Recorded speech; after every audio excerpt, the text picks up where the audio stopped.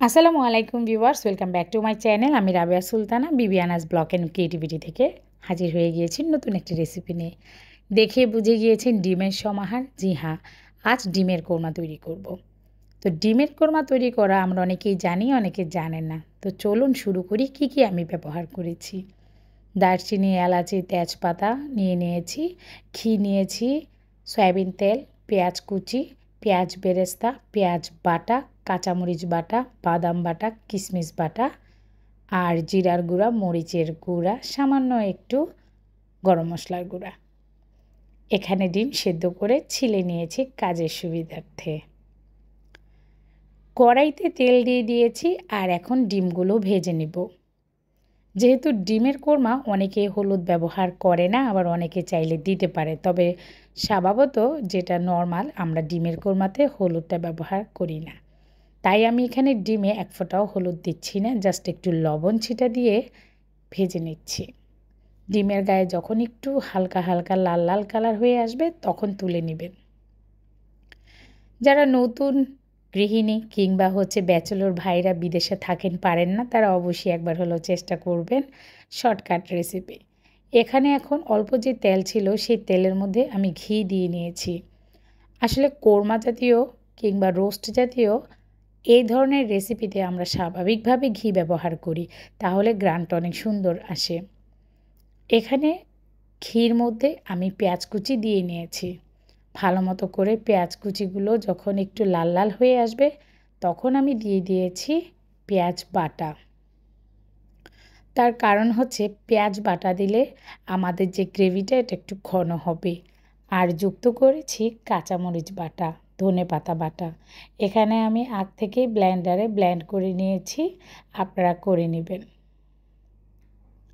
কিংবা পাটার মধ্যে বেটে নিতে পারেন। অনেকেই কাঁচা পেঁয়াজ না দিয়ে সরাসরি পেঁয়াজ বাটা দিয়েও এই রেসিপিটা তৈরি করে ডিমের কোরমা। তো আমি এখানে এখন যুক্ত করেছি বাদাম বাটা। আসলে এ ধরনের রেসিপিতে বাদাম, কিশমিশ বাটা, পোস্ত বাটা এগুলো দারুণ জমে যায়। সামান্য একটু লবণ দিয়ে দিয়েছি। কোরমা মানেই হচ্ছে রাজকীয় স্বাদ, কোরমা মানেই হচ্ছে শাহি শাহি ভাব, পোলাওর সাথে জমে যাবে এমন একটা রেসিপি। তো অনেকে কোরমাটা বেশি পছন্দ করেন পোলাও দিয়ে খেতে।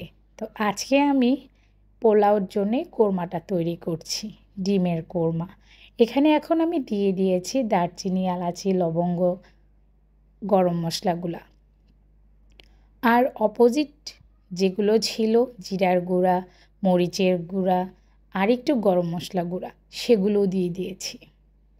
এদিকে কিন্তু আমার মশলা একদম তেলের আর ঘিয়ের মধ্যে ভাজা ভাজা হয়ে গিয়েছে। এখন একটু পানি যুক্ত করে নিতে হবে।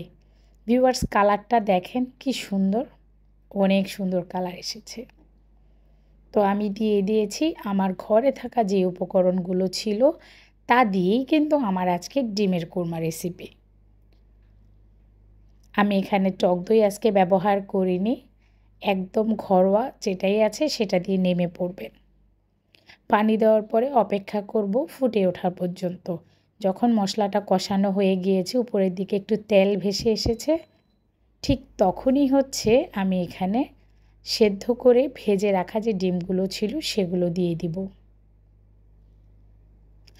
এখন পর্যন্ত আমার সাথে কে কে আছেন আমার এই ডিমের কোরমা রেসিপিটা আপনারা দেখছেন, যদি ভালো লেগে যায় একটা কমেন্টস করবেন, লাইক দিবেন এবং সাবস্ক্রাইব করে আমার পাশে থেকে যাবেন।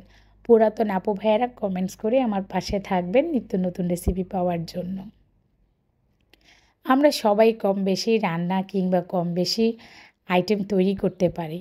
তো যেহেতু যারা পারেন না তাদের জন্য আজকের এই রেসিপিটা। আর যারা বিদেশে থাকে আমার ভাই, দেবর, ছোট ভাইয়ারা, আপুরা যারাই থাকেন না কেন, যদি কখনো মনে হয় যে এই ধরনের রেসিপি জানা থাকলে আপনাদের জন্য সুবিধা হয়, তাহলে অবশ্যই কমেন্টসের মাধ্যমে জানাবেন এবং ভিডিওটার সাথেই থাকবেন, দেখবেন আমার নিত্য নতুন রেসিপিগুলোর মধ্যে কোনটা আপনাদের ভালো লাগে কিংবা আপনাদের উপকারে আসে। একদম সহজ একটা রান্না কিন্তু এই ডিমের কোরমা। আজ মাছ নেই কিংবা মাংস নেই কিংবা মাছ মাংস আর খেতে ভালো লাগে না, তখনই ডিমের কোরমা করে নেবেন। আমি এখানে পেঁয়াজ বেরেস্তা দিয়ে দিয়েছি। এরপরে নাড়াচাড়া করে পানি যুক্ত করে দিয়েছি। মূলত আমি ডিমের কোরমাটা তৈরি করেছি 3 ধরনের পেঁয়াজের মাধ্যমে। পেঁয়াজ কুচি, পেঁয়াজ বাটা আর হচ্ছে পেঁয়াজ বেরেস্তা। বেরেস্তা দিলে খুব সুন্দর ঘ্রাণ হয়, ভালো লাগে। স্বাদ বাড়ানোর জন্য আমি এখানে ধনেপাতা কুচি দিয়ে দিয়েছি আর একটু চিনি দিয়ে দিয়েছিলাম। আমার রান্না শেষ। এখন একটা সার্ভিং ডিশের মধ্যে পরিবেশন করব এবং খাওয়ার জন্য কিন্তু রেডি। তো আমার আপু ভাইয়েরা, দিদি ভাইরা যে যেখান থেকেই দেখছেন, আজকের ডিমের কোরমাটা আপনাদের কাছে কেমন লেগেছে অবশ্যই জানাবেন। আপনাদের সবাই সুস্থতা কামনা করেই এখানেই বিদায় নিব। সবাই ভালো থাকবেন, সুস্থ থাকবেন।